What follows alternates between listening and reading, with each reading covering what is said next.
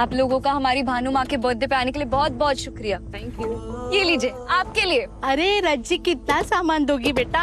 ये return gift, ये हौजी का गिफ्ट। हौजी नहीं, हाउसी का गिफ्ट, और ये रिटर्न गिफ्ट है, ये तो आप सबके लिए। Thank you thank you thank you. हाँ ये अरे बहुत बहुत शुक्रिया।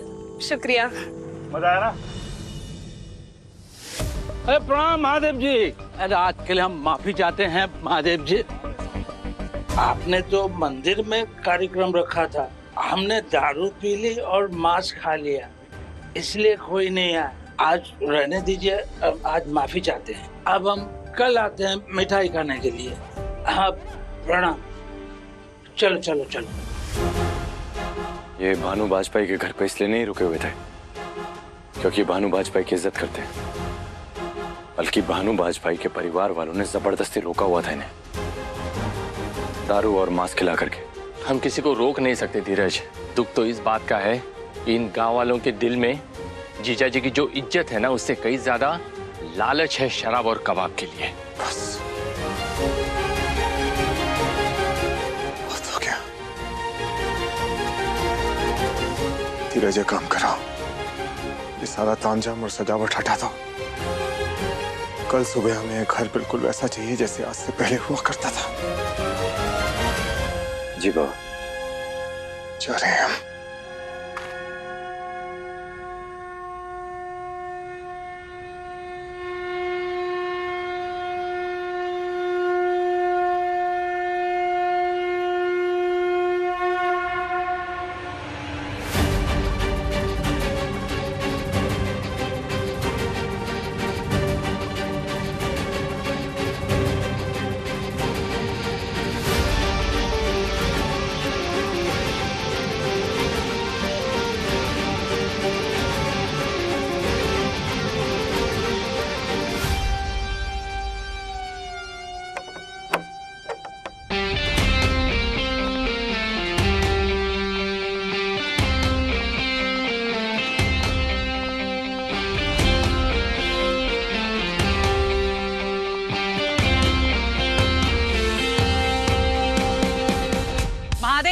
आज तुम्हें अपनी औकात का अंदाजा तो आ ही गया होगा कि तुम्हारे जैसा बेनाम, अनाथ, सड़क छाप, नाली का कीड़ा और गली के कुत्ते की हम जैसे खानदानी लोगों के साथ कभी बराबरी नहीं हो सकती।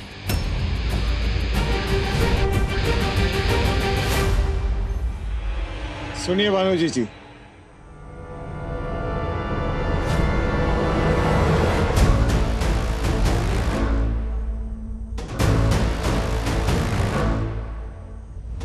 आज हमने अपनी जीवन संगिनी और अपने बच्चों के साथ में समय व्यतीत किया है और ये एक सौभाग्य की बात है, लेकिन ये सौभाग्य आज तक आपको कभी नहीं मिला और ना कभी जीवन में मिलेगा।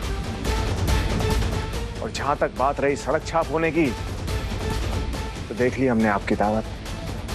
आज अगर पप्पा होते ना और आपकी ये दावत देखते जिसमें आप अपने मेहमानों को मांस, मच्छी और शराब पिला रही हैं, तो आपको धक्के मार के इस घर से बाहर निकाल देते हैं। रहने दीजिए भानु माँ, इन लोगों को अटेंशन देके खुद टेंशन मत लीजिए। इन लोगों का क्या है ना, पहले हमसे खुद पंगा लेते हैं, उसके बाद हार जाने पर चीटिंग हो गई, खुद ही चिल्लाते हैं। इसका मतलब तू मानती है कि तुम लोगों ने एक छोटी सी पार्टी को इतना बड़ा कंपटीशन बना दिया और उसे जीतने के लिए पूरे गांव वालों को दारू पिलाई, कबाब खिलाए और गिफ्ट बांटे। अरे बेईमान हो, बेईमान एक नंबर के तुम लोग। यश!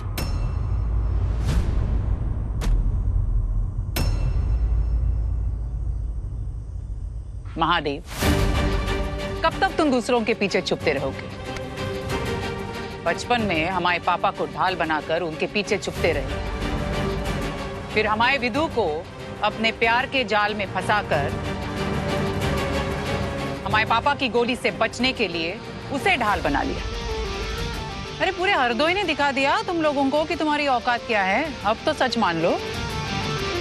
इस सच का सामना करने के बजाय अपने इस लावारिस लड़कों के पीछे छुप रहे हो तुम। बस भानु जी, बस। बहुत हो गया, बस।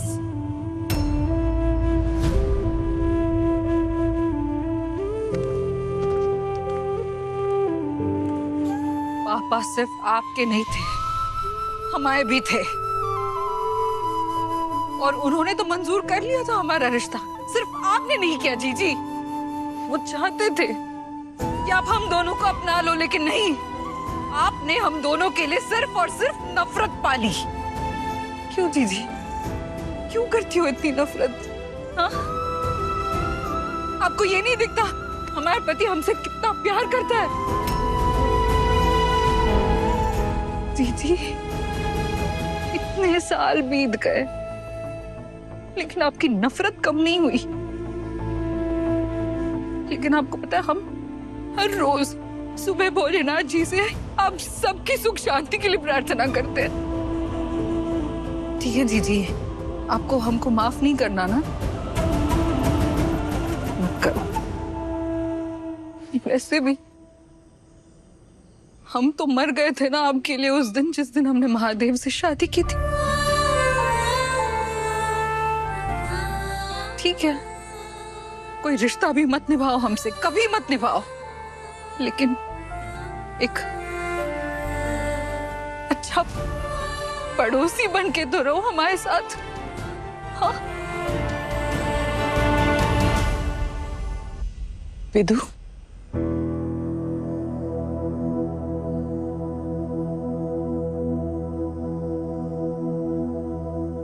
हम भी इस नफरत को मिटाना चाहते हैं। हम भी तुमसे रिश्ता दोबारा जोड़ना चाहते हैं। बस एक बार विदु, अपने पति से पूछकर हमें बताओ ना उनका उपनाम क्या है।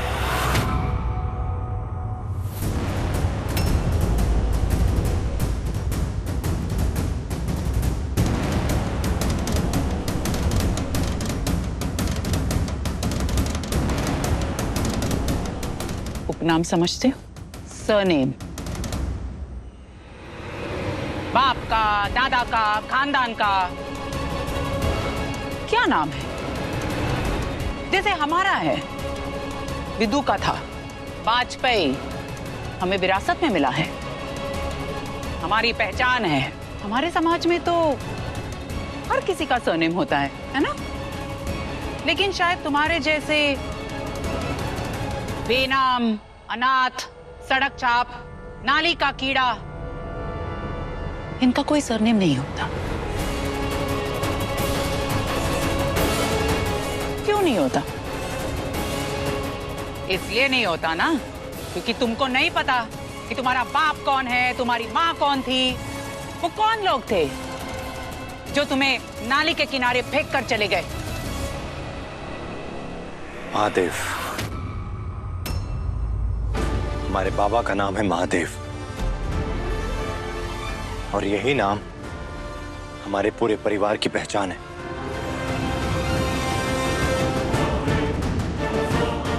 आशीष महादेव, केतन महादेव, प्रिया महादेव, विद्या महादेव और धीरज महादेव। फिल्मी डायलॉग मत फेंको। माँ बाप ने संस्कार नहीं दिए तुम्हें? पता नहीं तुम्हें कि जब कोई बड़ा बात कर रहा है तो पिल्लों को बीच में भौंकना नहीं चाहिए।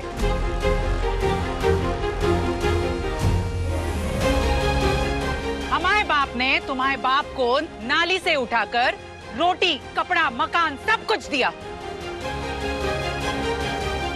और तुम्हारे बाप ने यह दिखा दिया कि वो कितना बड़ा नमक हराम है। और हमें तुम पर खुद से भी ज्यादा विश्वास था, लेकिन तुमने इसके साथ मिलकर हमें सबसे बड़ा धोखा दिया। इसने हमारे परिवार के पीठ में खंजर भोंका है। इसलिए एक दिन आएगा महादेव जब तुम्हारे लावारिस लफंगे लड़कों में से कोई एक तुम्हारे परिवार के पेट में भी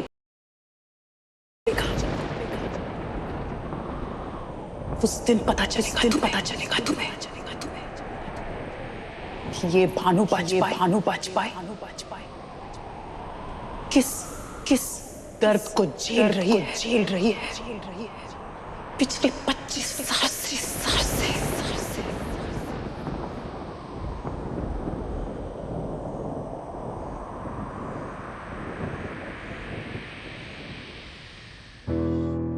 अभी के लिए रसोई में रख दो, बाद में देख लेंगे क्या करना है। अम्मा, बाबूजी, कुछ रोटी दे दीजिए।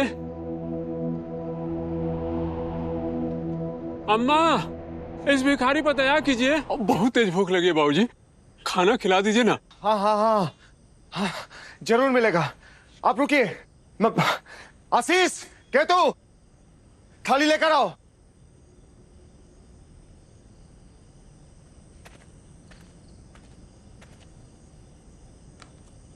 ये लीजिए पापा। आपका बहुत बहुत धन्यवाद साहब। पापा बिल्कुल ठीक कहा करते थे, जो होता है अच्छे के लिए होता है, सब विधि का विधान है। और हर बार की तरह इस बार भी उनकी बात बिल्कुल सच है। अब हमें समझ में आ रहा है कि वो लोग जो भानु जी के यहाँ पे आए थे, हमारे यहाँ क्यों नहीं आए। क्योंकि हमारे भोजन पर इन लोगों का नाम लिखा था। और वैसे भी जब लोगों के यहाँ पर दावत होती है तो वो किनको बुलाते हैं? अपने रिश्तेदारों को बुलाते हैं ना, अपनों को बुलाते हैं। हमारे रिश्तेदार तो ये हैं, यही तो हैं जो हमारी तरह सड़कों पर पैदा हुए हैं, गलियों में पले बड़े हैं। यही तो हैं हमारे अपने। इन लोगों को कैसे भूल गए? बहुत बड़ी गलती होने वाली थी हमसे। सब ठीक हो गया, जय भोले बाबा। मन तृप्त हो गया बस।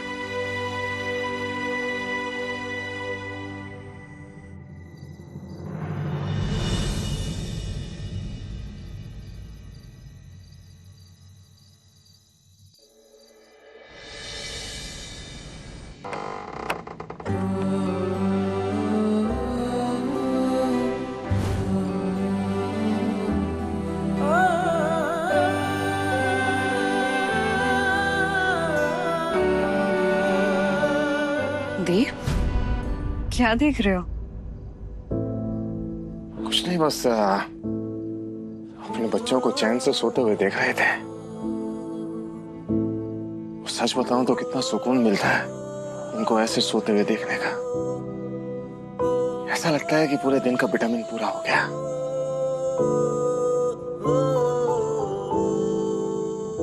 हुआ, आप हमें ऐसा कैसे देख रही हैं? हमारा विटामिन तो तुम हो ना देव। अरे हमारी बुनियाद। बताओ, एक घर की बुनियाद कितना वजन उठाती है, वो भी बिना जताए।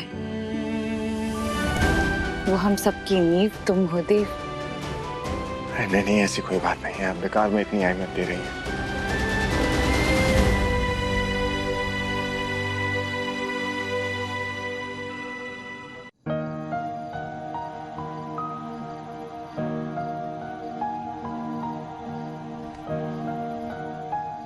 क्या बात है देव? जुबान कुछ और कह रही है, लेकिन आंखों में कुछ और दिखाई दे रहा है। कौन सा दर्द छुपा रखा है हमारे इस महादेव ने?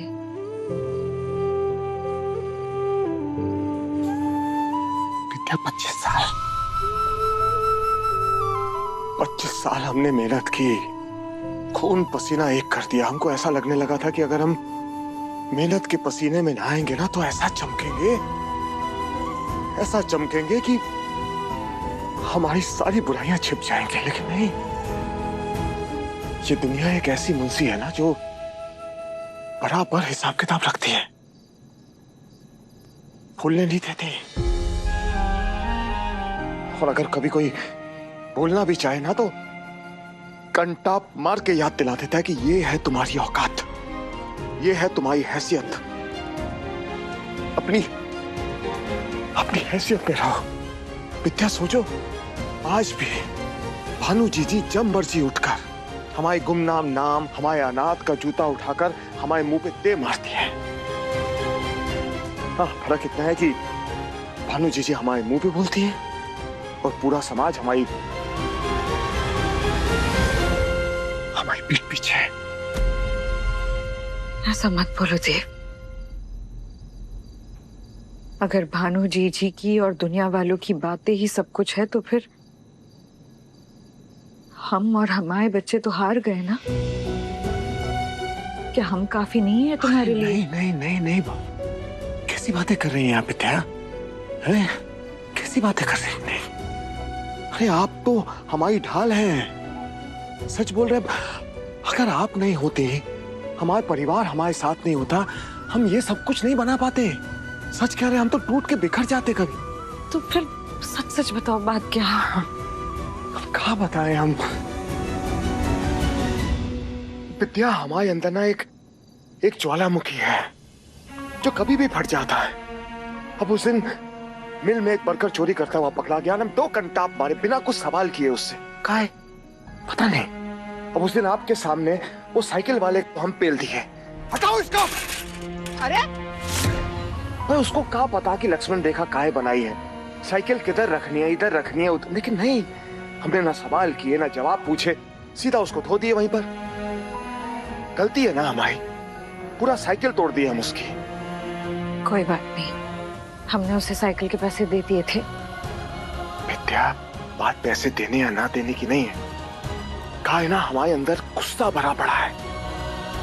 क्या हमको नहीं पता कि हम अपने परिवार के साथ हमेशा कितने गुस्से में रहते हैं? लेकिन एक गुस्सा पता है किसके लिए?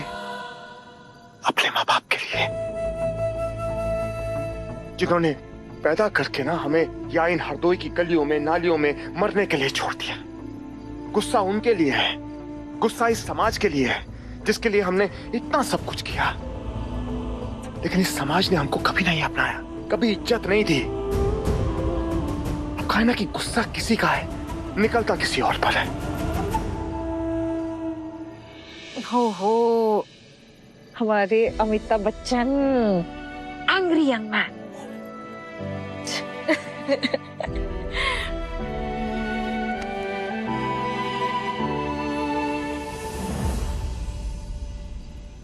सच पता है,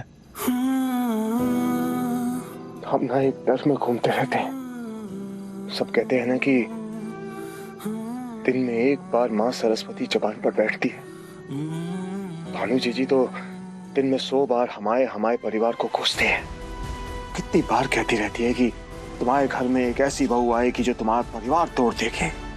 उसके बाद महादेव यहाँ जाएगा, तुम वहां जाओगे, अनाप ये सनाप पता नहीं क्या बकवास करती रहते हैं। हम इसी डर के साथ सोते हैं, इसी डर के साथ जागते हैं कि कहीं ऐसा ना हो कि सच में माँ सरस्वती का आशीर्वाद भानु जी पर पड़ जाए। सच में उनकी बातें कहीं सच ना हो जाए। सच में कहीं हमारे घर में कोई ऐसी बहू ना आ जाए जो हमारे इस परिवार को, इस हंसते खेलते परिवार को हमेशा हमेशा के लिए तोड़ दे।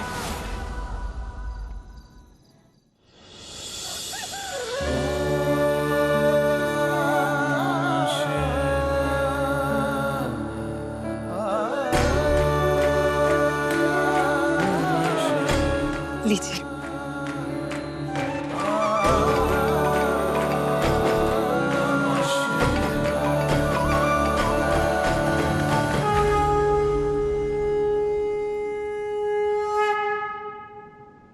चलो, ये आज की खर्ची है तुम्हारी, ठीक है? और ध्यान से खर्चा करना है, इसका पैसा है ये। चलो जाओ।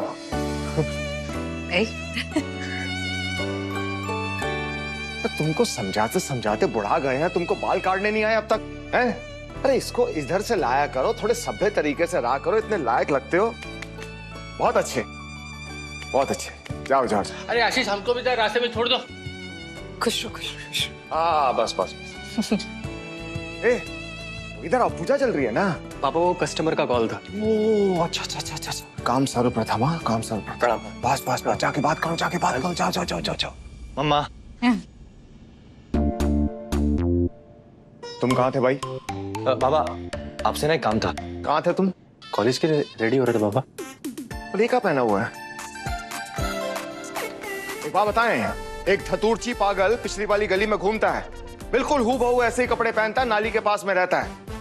अगर इसी तरह का कपड़ा पहनना है ना तो उस धतूरची के साथ में रहा करो, खूब जमेगी तुम दोनों की। इस घर में रहना है तो हमारे उसूलों के हिसाब से रहना होगा, हमारे कायदे कानून के हिसाब से रहना होगा। क्या हो, बदल क्या हो इसको, और आते हुए ये सारा लिथड़ा लेकर आना और अपनी माँ को देना। हो सकता है बेच बाच के एक आध चम्मच मिल जाए, वो भी हो सकता है। बाबा कॉलेज में सब पहनते हैं। चम्मच नहीं, पतीला जरूर मिलेगा। वो क्या है ना, तुम्हारे पापा थोड़े पुराने ख्यालों के, इसलिए फैशन वैशन नहीं समझते, लेकिन हमें तो बढ़िया लगा स्टाइल, है ना? अच्छा बताओ पापा से क्या काम था? मम्मी वो ना कॉलेज की फीस लेनी थी, हमारी फीस सबमिट नहीं हुई है ना। अच्छा, उसके लिए तो बेटा पापा के पास ही जाना होगा, लेकिन ये कपड़े पहन के मत जाना, उनकी पसंद के कपड़े पहन के जाना, वरना महादेव से महाकाल बनने में समय नहीं लगेगा। यार मम्मा आप कैसी बातें कर रही हो, 90s के पुराने कपड़े पहनते हैं वो, उसमें हम कैसे दिखेंगे?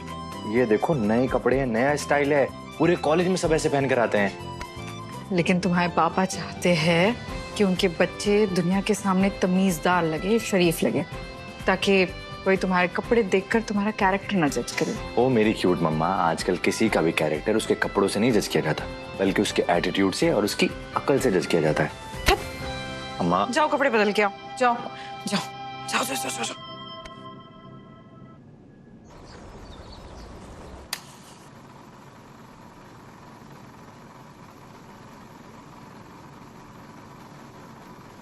कहते हैं एक काम करो, पांडे जी का फाइल निकालो। जी बाबा।